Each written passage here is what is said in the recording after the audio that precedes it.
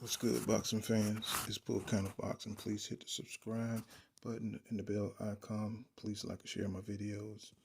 Errol Spence Jr. and Jermell Charlo are going to team up like the dynamic duo and look like they're going to be fighting in June 3rd, right before the 4th of July. Errol Spence Jr. will be facing off against Ugas for 3 belts. Look like Jermell is going to be facing WBO champion Stamos, and he's a pretty tough guy.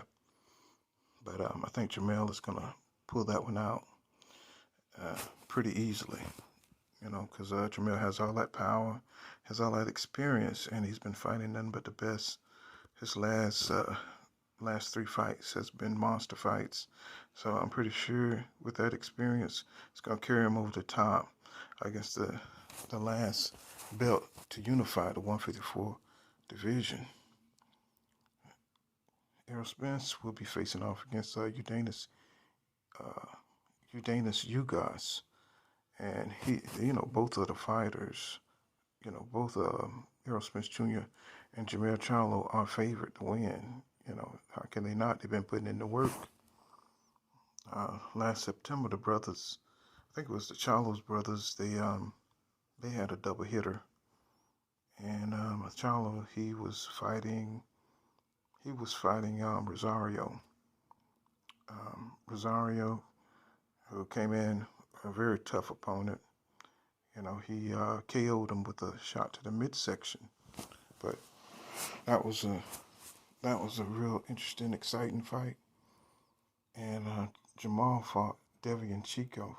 He beat him by decision, and the night was successful. They had great pay-per-views. I forgot what the numbers were, but I think it was like 280 something pay-per-views it did. And a pandemic, that's not bad for the two brothers. So officially they are they're pay-per-view, stars, in my opinion. There'll be a lot of people out there trying to dump on the Charlos and what they bring to boxing. But the Charlo boys are doing pretty good. And with Jermell teaming up with Errol Spence, I think that's a good idea by the PBC. Because if you look at boxing and now, you don't see the up-and-coming stars. You don't see the up-and-coming stars like you used to. And like you would see something like Boots Ennis would be on one of the cards of maybe Errol Spence or Jermell Charlo or something like that. And you would know that he's an up-and-coming guy in boxing. But now they don't really stack the cards like that. So that's why it's kind of interesting to see Errol Spence Jr. and Jermell Charlo teaming up to have a stacked card. Nobody knows.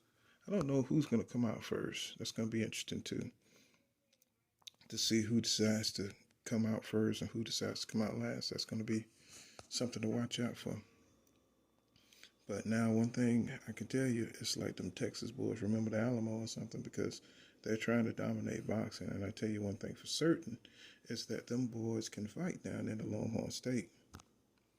And as we know, there's a lot of great boxers that came out of Texas. And Errol Spence, he was last seen on social media, on one of the posts, looking like he was in top shape, ready to start training camp. So, and he was looking like he could fight today. No more fat camps. Errol Spence vowed to his fans. And also, I think he has incorporated his star strength and conditioning coach, Blu-ray. He's back aboard on the team. Ugas always stays in shape. He's always ready to fight. And, he's always living a boxing lifestyle. He stays in the gym. And there's nothing, he would like nothing better than to stop this pre-coronation of Errol Spence Jr. He wants the upset. Ugas is a big welterweight. He has a great amateur pedigree. And some people would agree that Ugas has a good chance for the upset against Errol Spence Jr. And I know that there's a lot of people who are rooting for Ugas.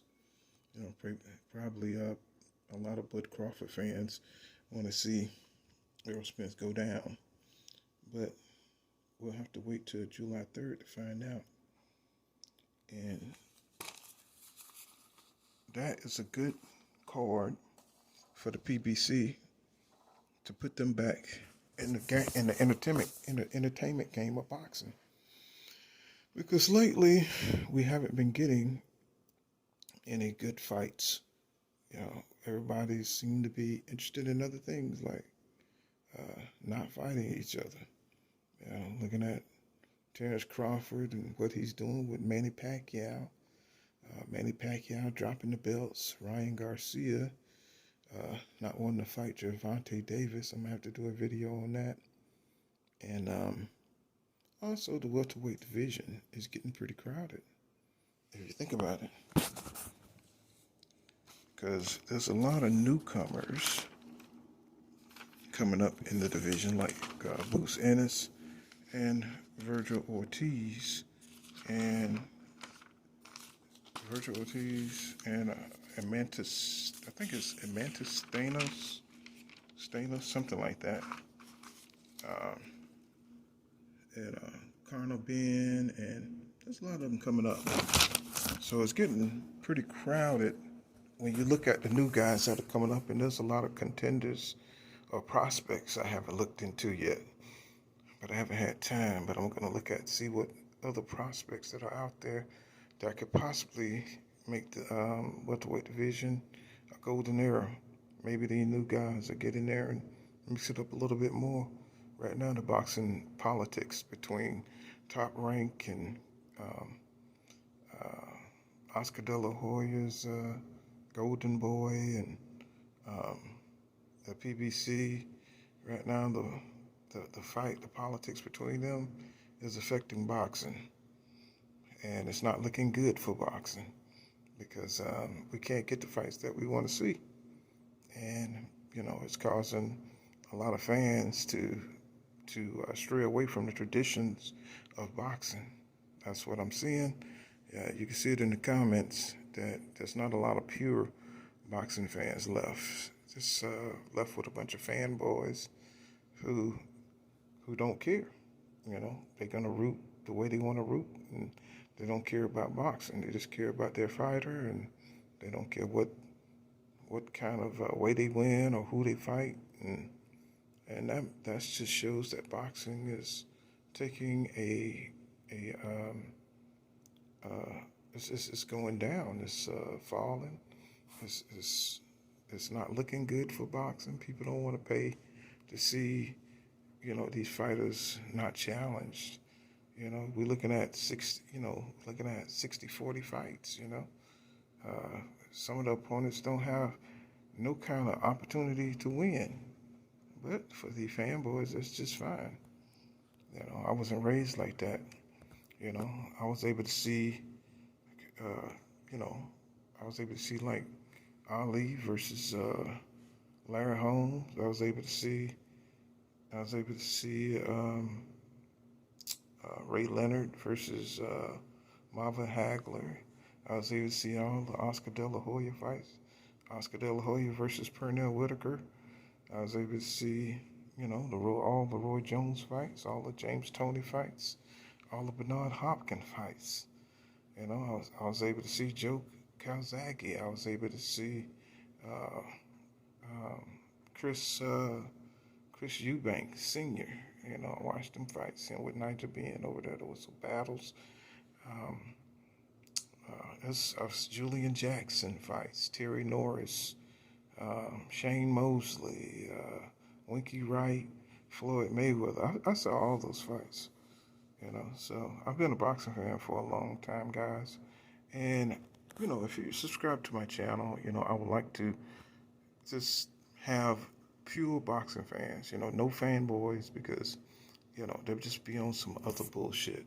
You know, it's not about boxing. It's about, you know, propaganda and lying and all this kind of stuff, trying to spin. You know, who has time, really, if you have a career, who has time to get online and lie about fighters you know, what they've done when everything is in writing and everything you can see with your own eyes. So if you have the time and you have the nerve, you know, to try to Fox News some information, you know, that's pretty pathetic to me.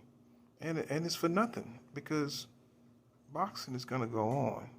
You know, these fighters are not going to be here forever. So, but boxing is going to be here. So if you just stay true to the game and just tell it like it is, like how a coach said, tell it like it really is.